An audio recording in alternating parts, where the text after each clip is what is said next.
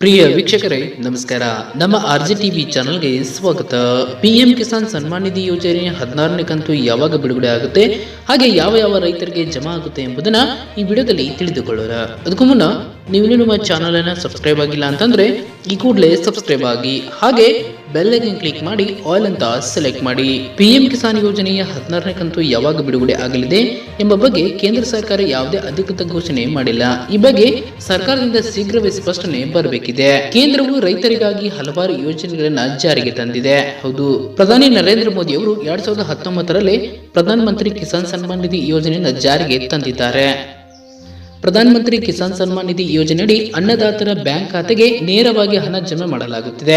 ಪ್ರತಿ ವರ್ಷ 6,000 ಬ್ಯಾಂಕ್ ಖಾತೆಗಳಿಗೆ ಜಮಾ ಮಾಡಲಾಗುತ್ತಿದೆ.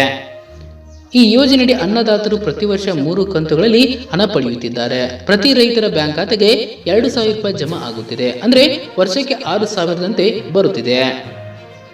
ಇದುವರೆಗೆ ಕೇಂದ್ರ ಸರ್ಕಾರ 15ನೇ ಕಂತನ್ನು ನೀಡಿದ್ದು, ಈಗ 16ನೇ ಕಂತಿನ ಹಣಕ್ಕಾಗಿ ರೈತರು ಕಾತರದಿಂದ ಕಾಯುತ್ತಿದ್ದಾರೆ.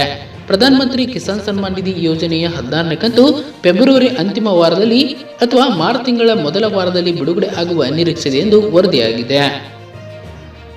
ಇನ್ನು ಕೆಲವು ವರದಿಗಳ ಪ್ರಕಾರ ಮೋದಿ ಸರ್ಕಾರವು ಪಿಎಂ ಕಿಸಾನ್ ಯೋಜನೆಯ 16ನೇ ಕಂತನ್ನ ಈ ತಿಂಗಳಿನಲ್ಲಿ ಅಂದ್ರೆ ಫೆಬ್ರವರಿ ತಿಂಗಳಿನಲ್ಲಿ ಬಿಡುಗಡೆ ಮಾಡಬಹುದೆಂದು ಹೇಳಲಾಗುತ್ತಿದೆ. ಆದರೆ ಪಿಎಂ ಕಿಸಾನ್ ಯೋಜನೆಯ 16ನೇ ಕಂತು ಯಾವಾಗ ಬಿಡುಗಡೆ ಆಗಲಿದೆ ಎಂಬ ಬಗ್ಗೆ ಕೇಂದ್ರ ಸರ್ಕಾರ ಯಾವುದೇ ಅಧಿಕೃತ ಘೋಷಣೆ ಮಾಡಿಲ್ಲ.